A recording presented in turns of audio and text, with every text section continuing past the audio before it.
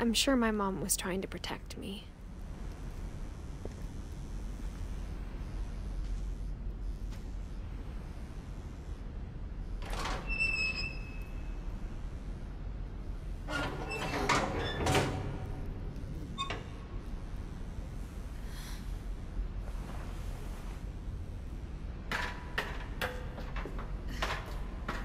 Maybe she was afraid I'd end up like Walter.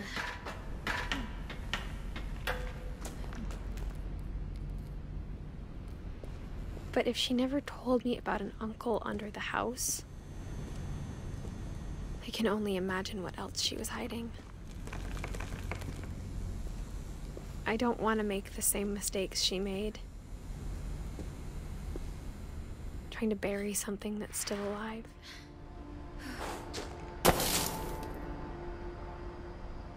Now that there's only one of us left, or maybe two,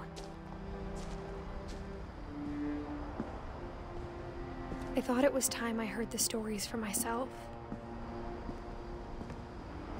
and found out what happened to everyone else. But now I'm worried the stories themselves might be the problem. Maybe we believed so much in a family curse, we made it real.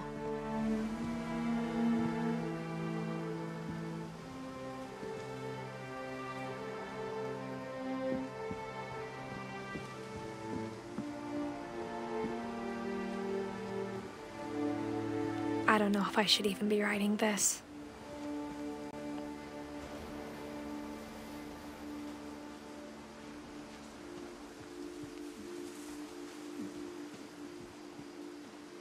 Maybe it'd be better if all this just died with me.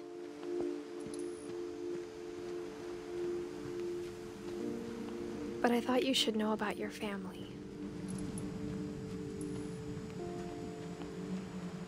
And the history you're a part of.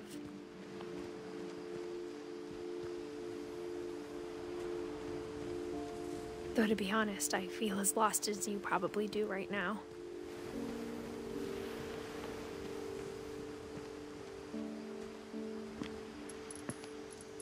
I think the people in these stories believed them, for what that's worth.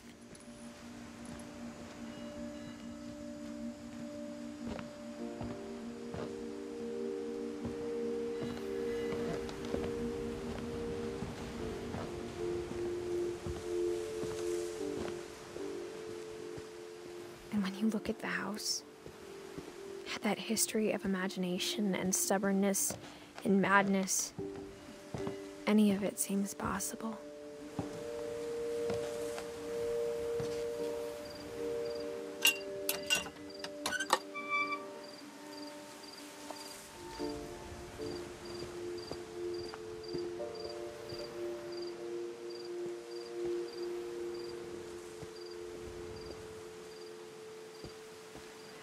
I think we've been surrounded by death for so long, we've just gotten used to it. What kind of family finishes building a cemetery before starting the house?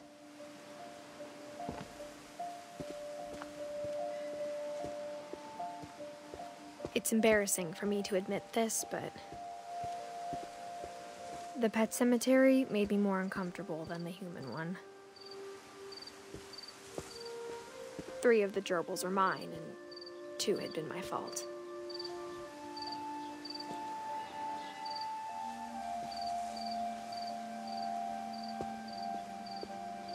Sven built the house, but it was Edith who designed the cemetery.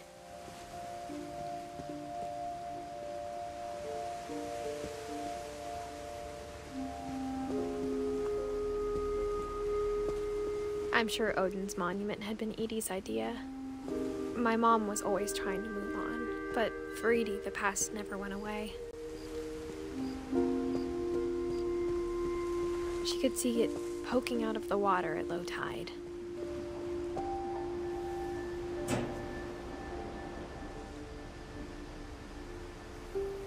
Edie said she dreamed about the old house every night.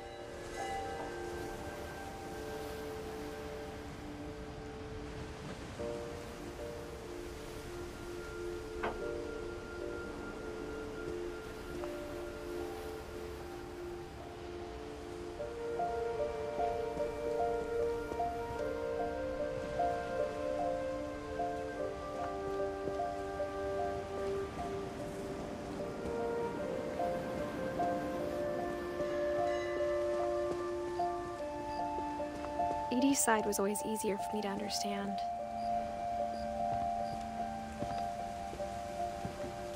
But the older I get, the more I can see where my mom was coming from.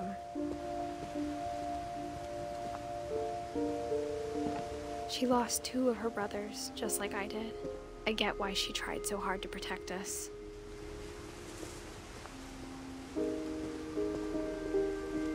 There's so many things I wish I could ask my mom now. Part of me thinks this is what she wanted all along. For me to come back someday and find everything out for myself.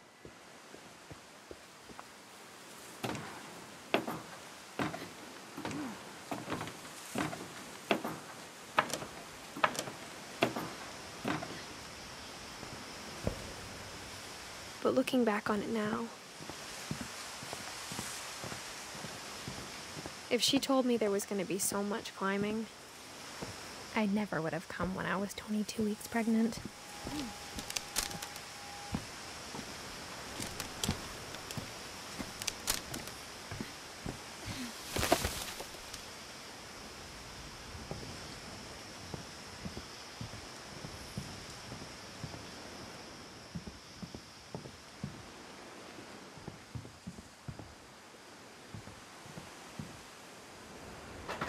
I never met Grandpa Sam, but I think he and my mom had a lot in common.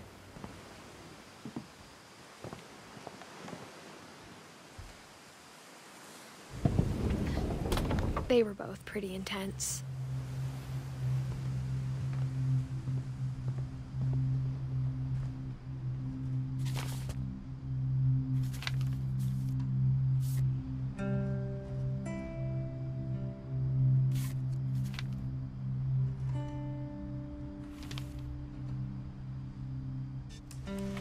Dawn, I promise, you'll never forget this weekend. Yes, sir. These memories are gonna last a lifetime. Am I gonna have to shoot anything? It's a hunting trip, Dawn. Shooting is strongly encouraged.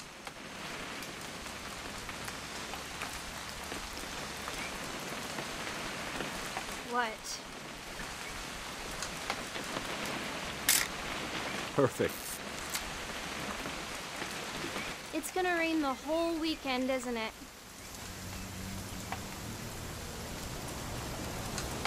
I will never forget this weekend, Dad. That's the spirit. Smile, Dawn. Okay, got it. I'm gonna take some pictures, okay? Just be careful. That camera's older than you are.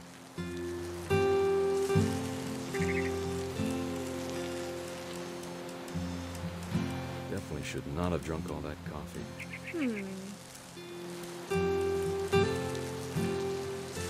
Hey! That's a keeper. Nothing quite like being outside. I'm just saying, I'm not always gonna be here, Dawn. You'll need to remember this stuff, if you want to survive. I'll be fine, Dad. You know who else thought he was gonna be fine? Some guy who died. Dawn, I'm being serious. I know, Dad. You're always serious. Doesn't being out here make you want to chill out? Well, to tell you the truth, I haven't been out here in 20 years. Dawn, don't you think you could find something more interesting to photograph? Last time I was with my brother Calvin. Man, that was a great trip. Your grandpa Sven taught us how to fish, how to build a fire.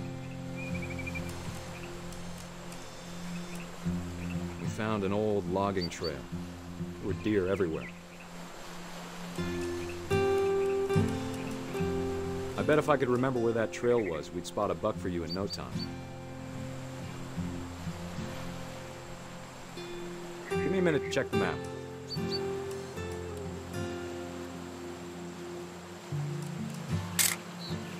You don't need to waste any more film on me, kiddo.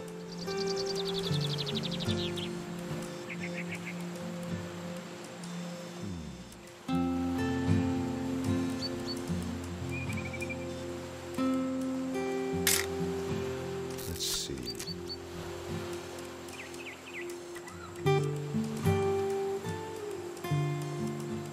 Maybe.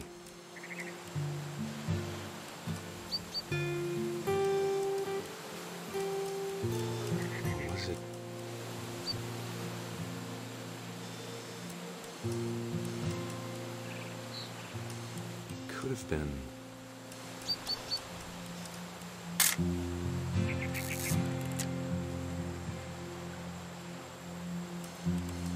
Dad! Good eyes, Dawn.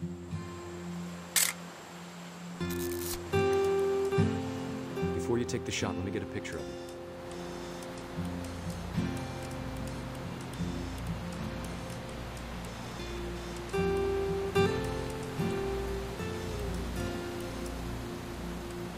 Dad, I... Just breathe. Turn off your imagination. Focus on your target.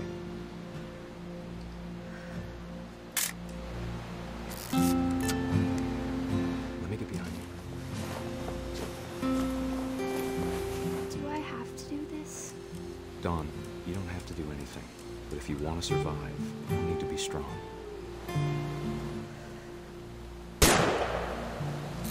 Great shot, Dawn!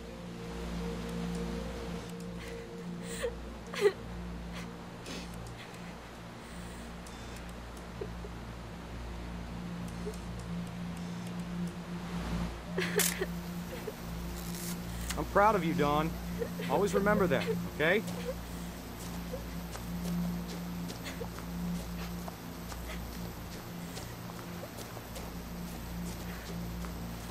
Dad, it's twitching.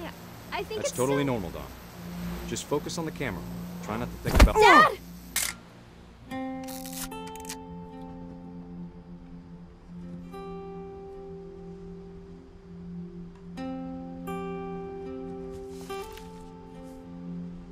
Of all these stories, that's the one I wish most that my mom had told me.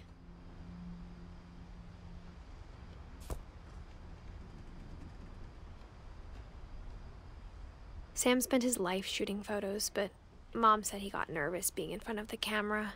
I guess we're all afraid of something.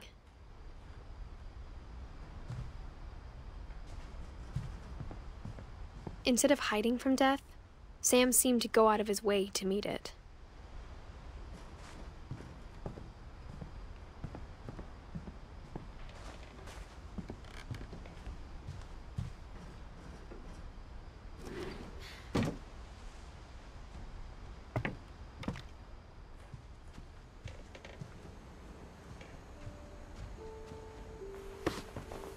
After Sam died, my mom and Edie got really close. They'd both lost a lot.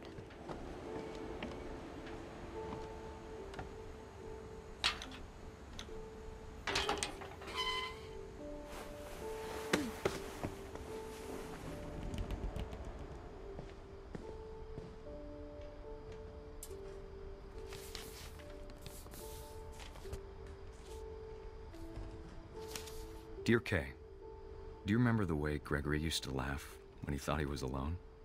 Like something funny was happening, but only he could see it.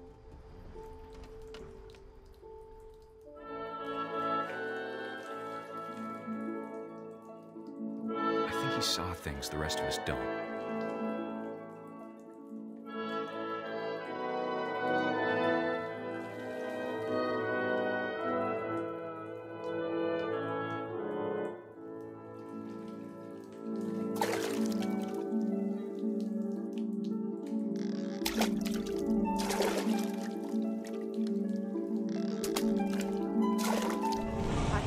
Gregory, it's time to... Hold on, sweetie. Hello? Sam, I told you I don't want to talk right now. I wonder what he saw.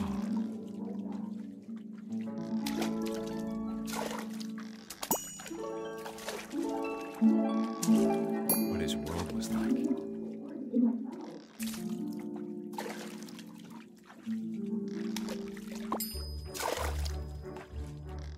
Reminded me so much of Calvin.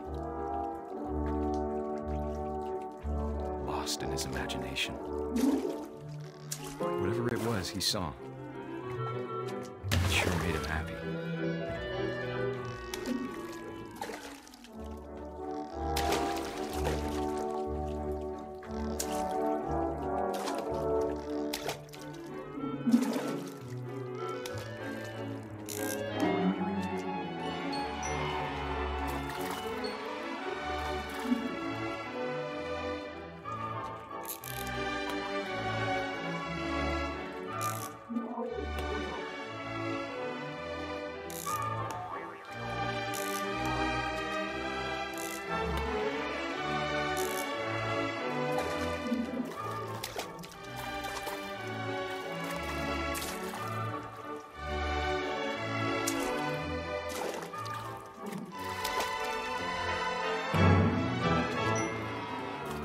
silly it sounds.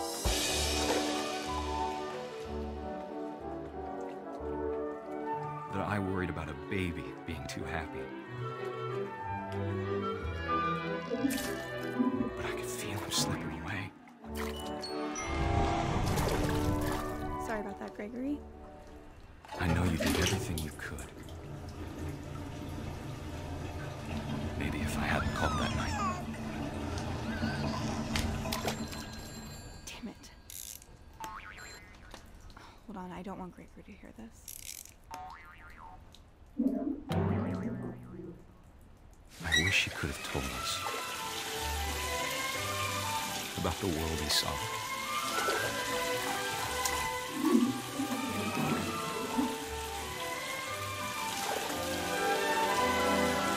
There's so much I don't understand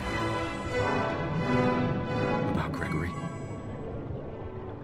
about everything.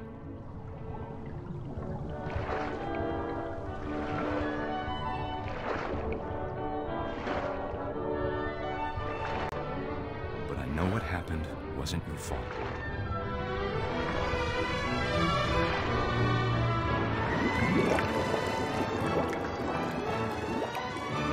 I'm sure he's happy.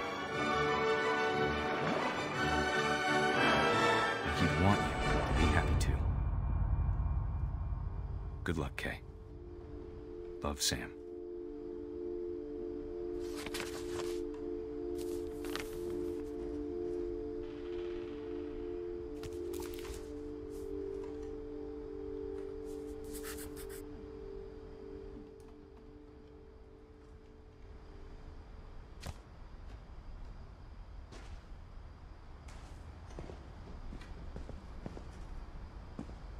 I can't imagine my mom ever writing poetry, and yet...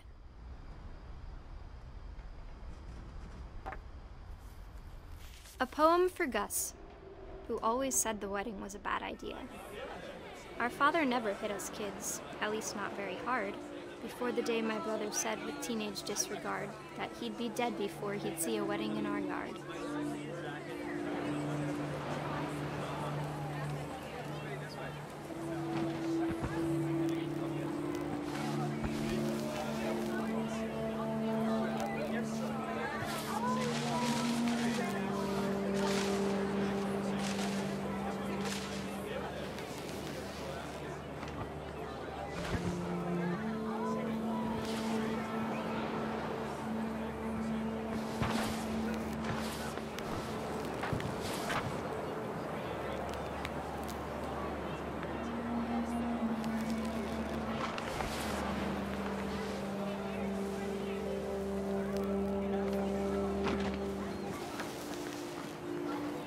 My father made him come, of course, but Gus stood far apart, just flew his kite and bottled up the storm inside his heart.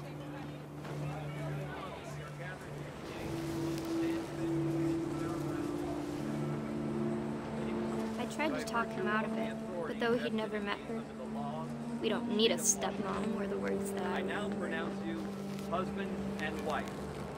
You may kiss the bride.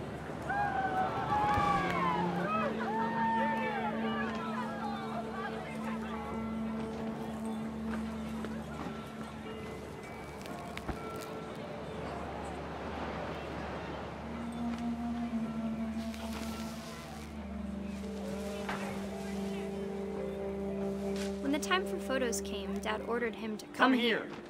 But Gus declined, and as a sign held up his middle finger.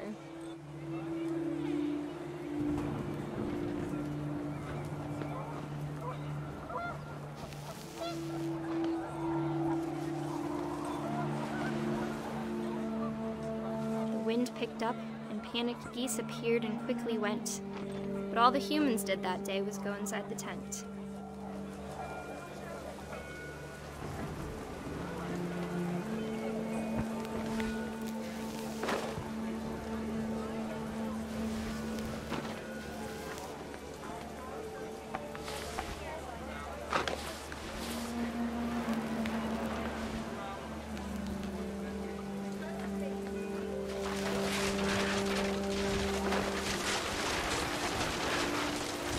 The rain came down in buckets then, but no one seemed afraid that nature might destroy the tent our dad had crudely made.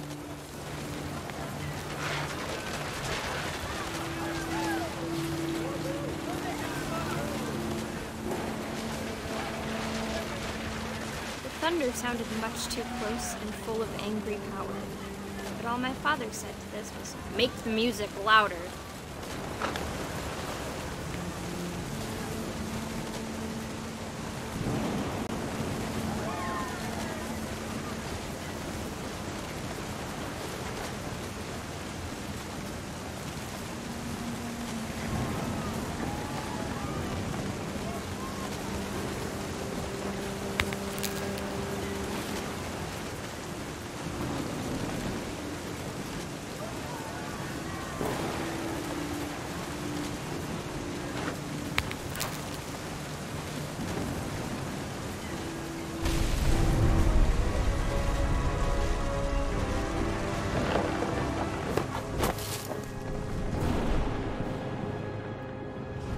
I wish that I could truly say I thought about you on that day. Out there on the beach alone, just you, the wind, the sea, and foam. But I didn't, until we found you.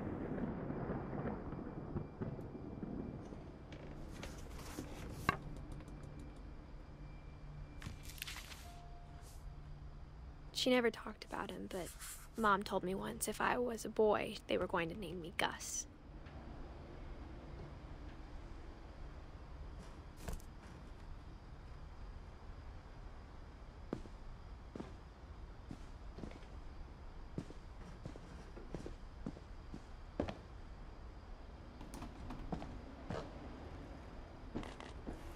My mom moved up to the loft after her brothers died.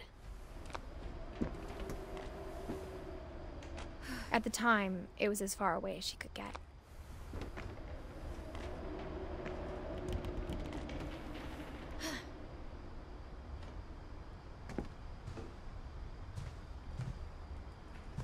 She spent a summer building houses in Calcutta, where she met my dad, Sanjay.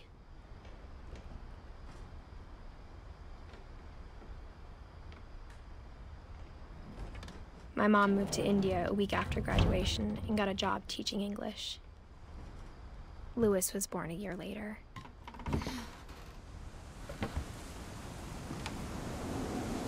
When my dad died, I don't think Mom knew where else to go. I'm sure Edie was happy to have her back.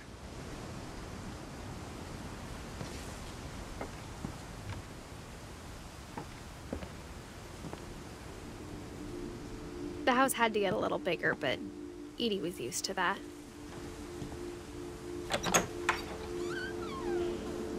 And for a while, things were good, almost normal. But it didn't last. The beginning of the end was Milton's 10th birthday, when Edie gave him a castle.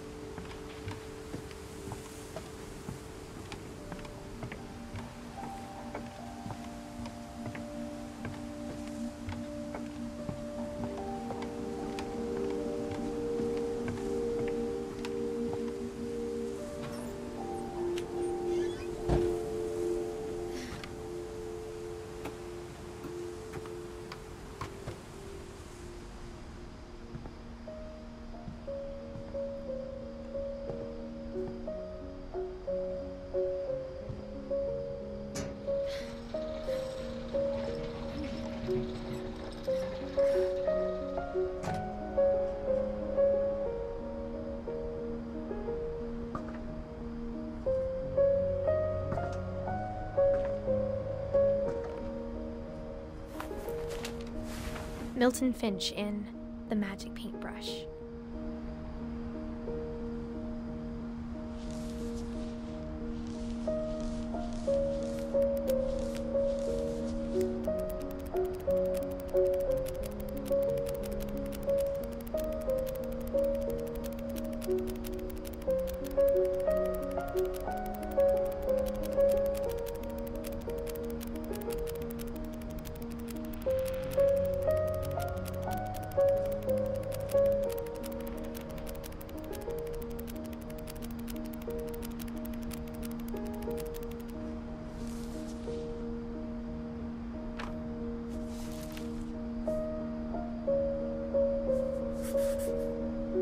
was 4 when Milton disappeared.